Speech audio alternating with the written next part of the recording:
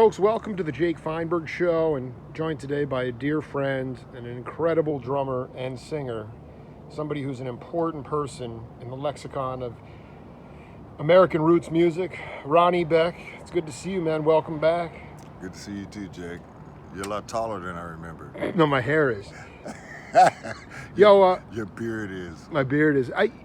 Ronnie, I wanted you to talk about your I remember Billy Cobham told me that Toots Thielsman had to cancel a concert at the last minute in Italy, and the promoter of the concert was like, he's like, all the money's been paid, I need a trio in a hurry.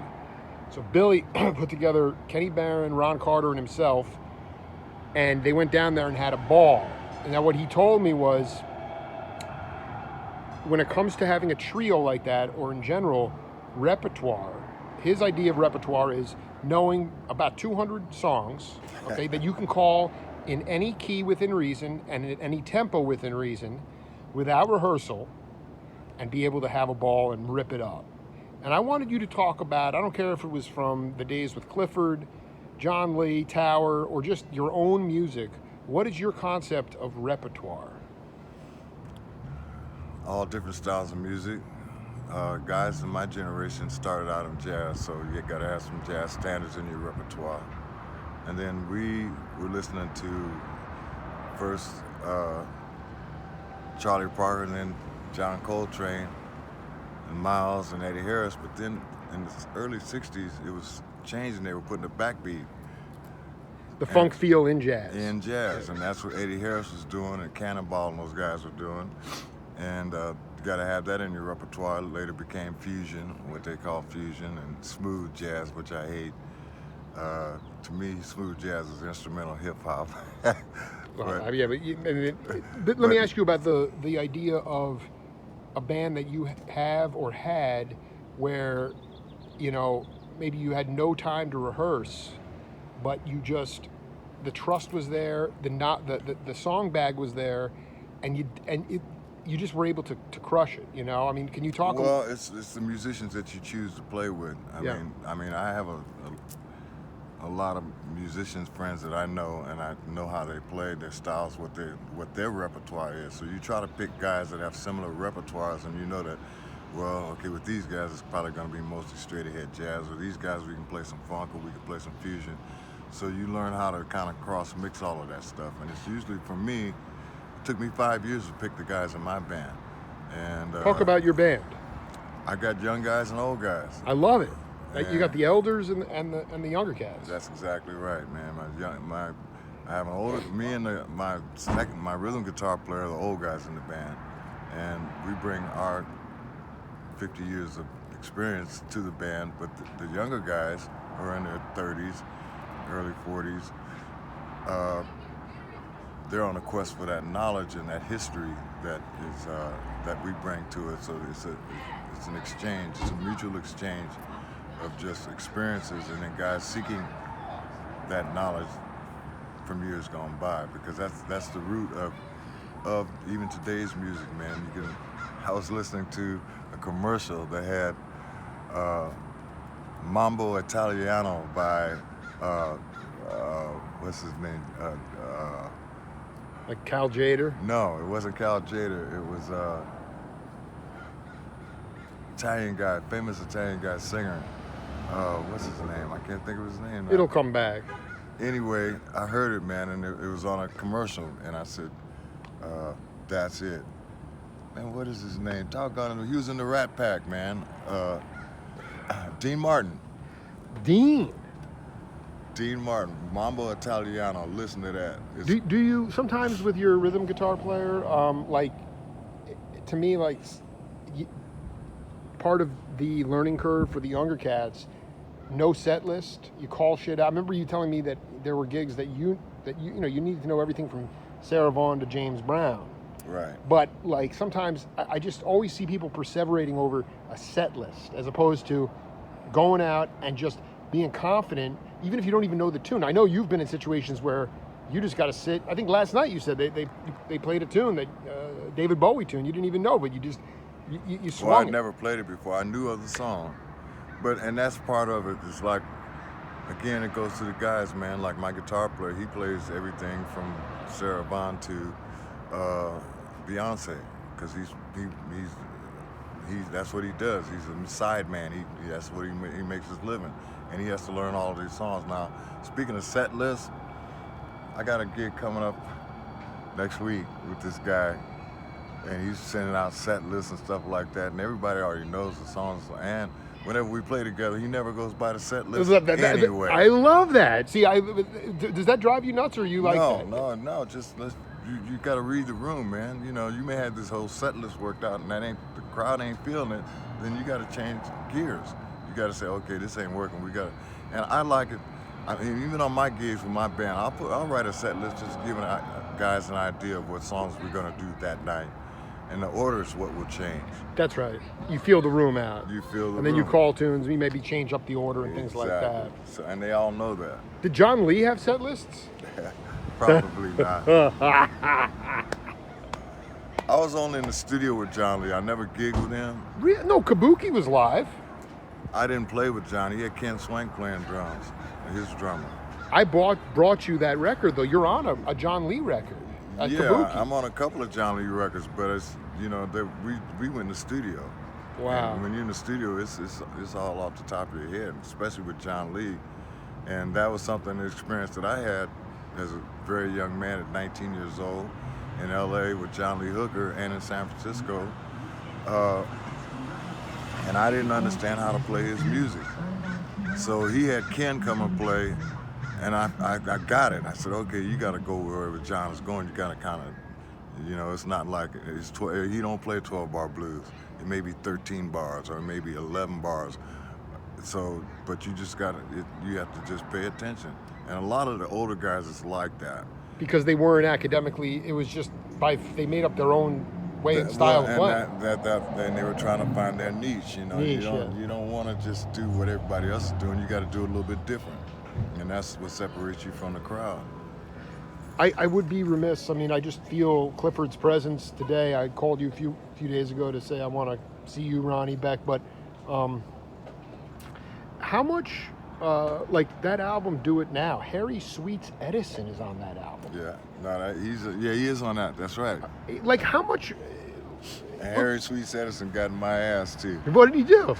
Well, they had horn charts and they had Clifford gave me a drum solo on a song, and it was written for 16 bars, and I went over to 16 bars, and Sweets was not happy with that. So what time was it? He started cussing and stuff. Stay with the charts. I gotta hear. I don't think I've heard that drum solo. Yeah, it's on that record. Yeah, it's on Do It Now, Worry Later. It's a drum solo, and then it goes into the Worry Later, which is the slower part of the song, the lament of the song. And the Do It Now is more of an up-tempo thing, so it's kind of a tempo change and just a color change in the song, because the Worry Later was a dark part, and the Do It Now is a happy part and just a free-spirited part. And it was genius what Clifford wrote.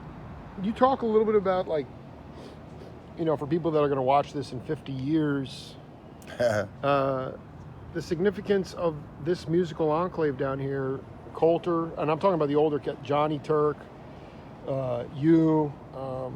I mean, San Francisco gets all the pub, but this was a sophisticated. Well, Oakland is the ones getting the pub now, big time. I meant Oakland. Oakland and San Fran were always different too, but it was always that sort of. Well, San Francisco was more rock, and Oakland was always been about the R&B. And the funk, yeah. Yeah, the funk, yeah. San Fran was always more of like not trad jazz, but more like straight ahead. There was straight ahead, and then there was the rock guys, you know. How would you define San Jose? San Jose is eclectic.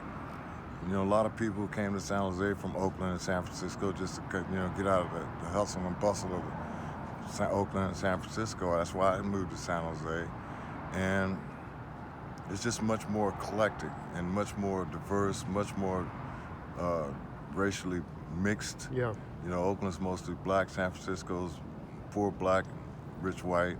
San Jose has become that now. It's the affluent, man. You know, there's a lot of money in this valley here, man, and you know it's crazy. But I wanted to raise my daughters in San Jose because I knew I wouldn't be a grandfather while they were still in high school. Darn right. Darn right. Because I went to Oakland and I said, oh, hell no, I'm not raising my daughters up here because I know there's going to be some babies in the house at 17 and 18 years old. So no, and none of my daughters did that to me. And I have 3 daughters, which in the Quran says a man who raises 3 daughters is Edith in the Quran. A man who raises 3 daughters has a ticket to paradise. So I'm hoping to get my ticket punched. Ronnie, can you, like we were just talking over lunch about being in the studio with Tower, and they kind of gave you. Can you talk about a story about them giving you the freedom to produce a couple of tunes, and what that means? Like, what was your production philosophy, especially in that, specifically those records you were on and the opportunities you had to produce? Well, for me, Tower's a 10-piece band, and there are a lot of people, a lot of ideas, A lot of personalities. a lot of personalities, and I have to say, Emilio Castillo is really good with managing those Oh personalities. yeah, smooth. He's amazing, and to this day, man, He's a juggler. It's amazing. well, he's more of a boss now as he's Totally. gotten older. You know, he's learned that, hey, man, you got to call the shots. Plus, there's been so many guys that come through the band, and you got to lay down the rules, and people need to know what they're getting into. In those days, in the 70s, when I was in the band was still fairly new to the rest of the world. They were making some serious noise on the West Coast. In fact, when I was in the band, we did our first big East Coast tour. And it was great, man. All the East Coast guys were coming to check us out, man. You know, it was like, man, now so Tower Pride, we've been hearing about you boys. Anyway, speaking of the production side, By the way, was Lenny Williams singing at that time? no, Lenny had just left the band. He'd been gone about 6 months, and Hubert Tubbs was singing with the band. Tubbs, yeah. And Hubert's on the In the Slot album, which came out in 1975, I believe, because they had a couple albums that they owed Warner Brothers, so they did a live album and they did In the Slot, and then we signed with CBS. So go back to the production. I want to know specifically like what, because that was, you had kind of like a lot of creative freedom maybe for the first time in production. They did, and I've told Emilio this. I said, hey man, thank you for letting me learn so much in that experience, man. He gave me the range. What'd you learn? I learned how to deal with a lot of people. I learned how to also try to bring the best out of people in the studio setting, because as a producer, you want to have people play their best, and you have to make them feel comfortable and treat them and talk to them in a way whereas they can be their most creative and most fluid. And I learned that. Also, when I would get it, I've always had a lot of ideas and like to talk and like to Really? stuff out. Oh yeah. But what I learned in that situation, yeah, exactly. Yeah. What I learned in that situation was, because there were 9 other voices beside mine, I would always wait to throw my idea last. And everybody else spouting off their little half-baked ideas. A couple of guys would have really good ideas. Chester usually had good ideas. Lenny Pickett usually had really good ideas. The guys that understood how to navigate Absolutely. that setting. So I learned, I said, I'm gonna go last. And I would take bits and pieces from some of the half-baked ideas that could be good ideas and put them all together and then throw it out there. And so they kind of, man, Ronnie's got some pretty good ideas. So they started to listen to me. So when guys were doing whatever they were doing, you know, we were in between songs in the studio, whatever, man, and guys would be sitting around waiting to do the next song, and the band leader left and somebody else left, and I'd throw some stuff out there, and then they'd come in and see me doing stuff, and then they'd watch me.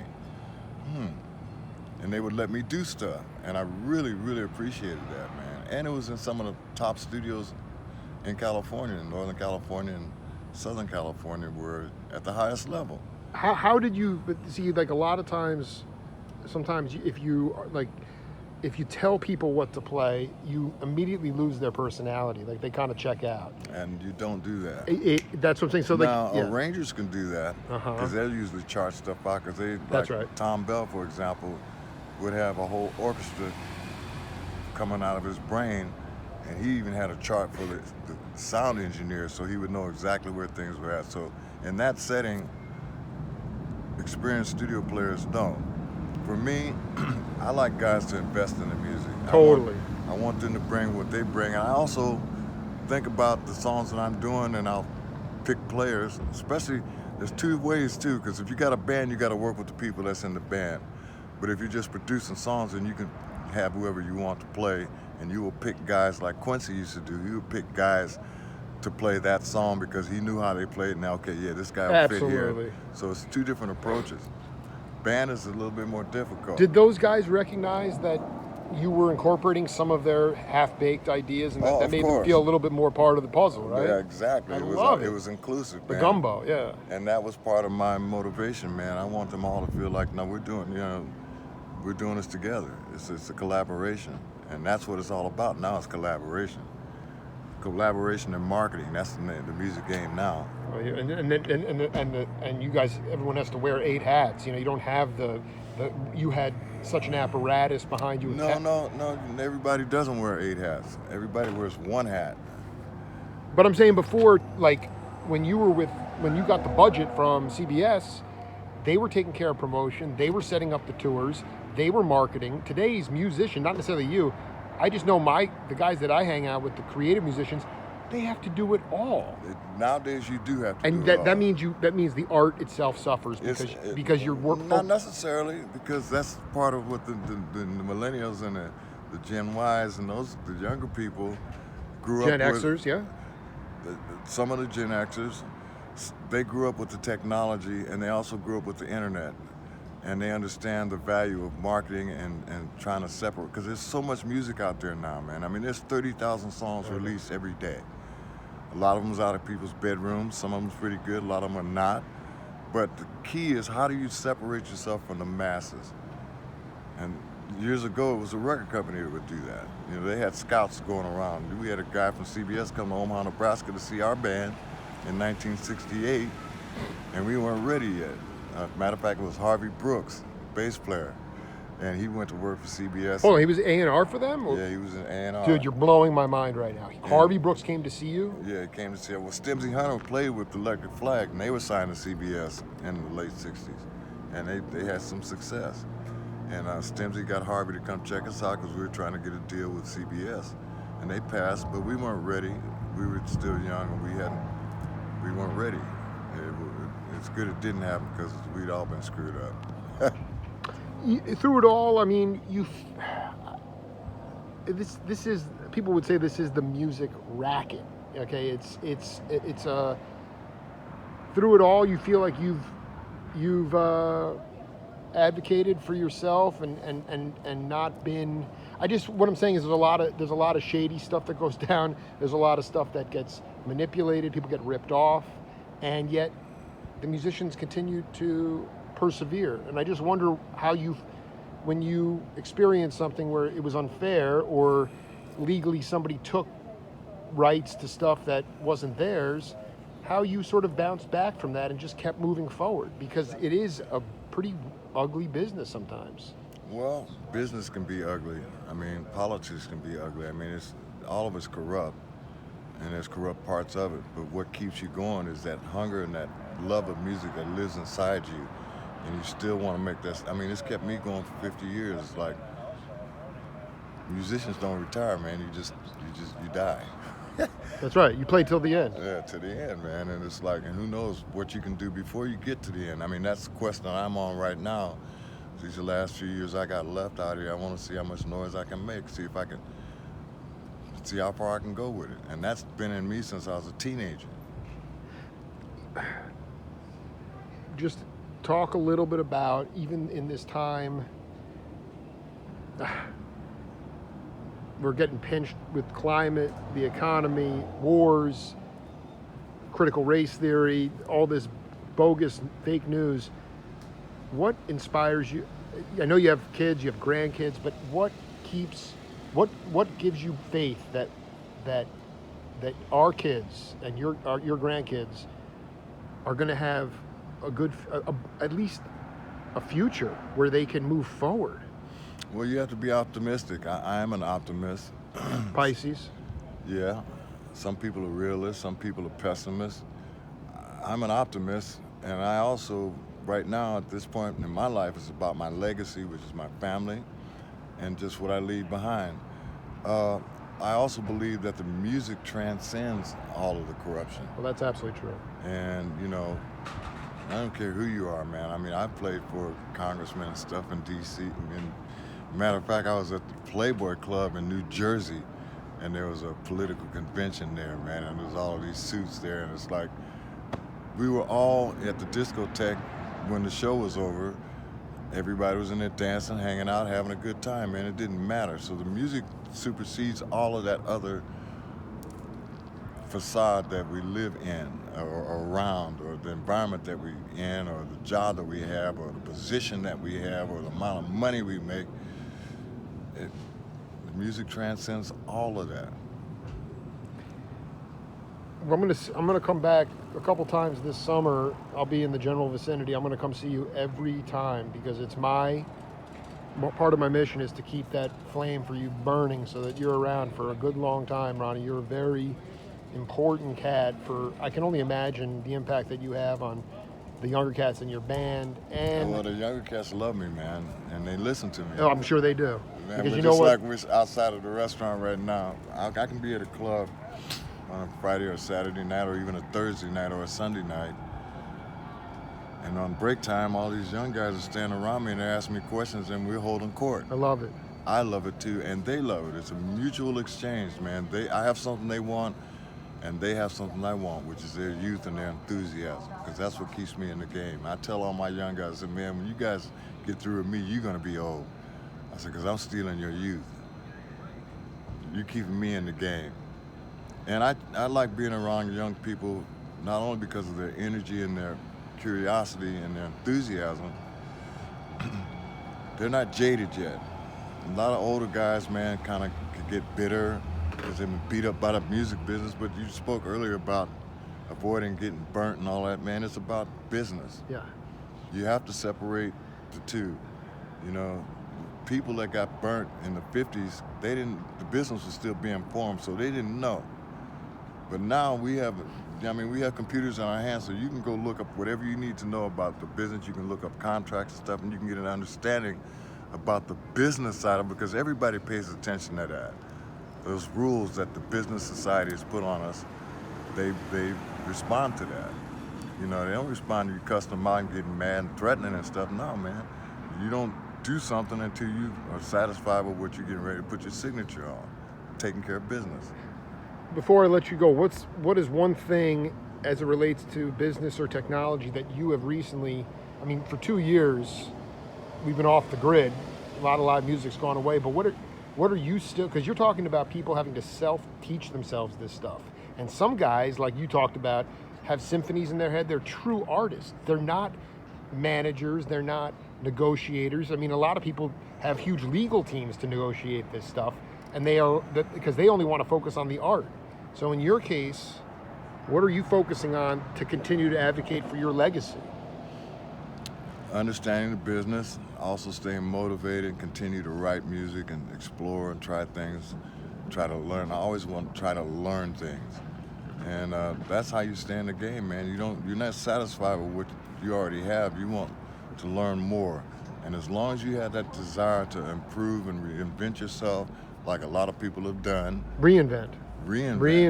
Yeah, you can't rest on your laurels. I totally dig. You got to be a chameleon, you know? You got to be a chameleon, man.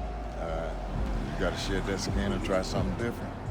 And hopefully it's the right thing. And one of the ways to find out if it's the right thing is you got to be true to yourself, and you have to have a fairly good understanding of who you are and what you do best and what you don't do best. And hopefully other people can resonate on that. That's my goal right now, man. And I've, through my experience, especially in the past 10 years, I'm feeling pretty good about myself. Well, you should be, Ronnie, and I can't wait to come see you again. Jackie's Place, amazing soul food. Check it out if you're in San Jose, and check out Ronnie Beck on the traps, or even singing. Well, I got to get you to one of my gigs, man. Hopefully the two will line up, man. I got some stuff I'm working on now. I'll give you the dates that I'm out, but I can't wait to come back, man. We're going to be seeing each other every time, man. Much love to you, Ronnie. Absolutely, Jake. It's the Jake Feinberg Show. See you later.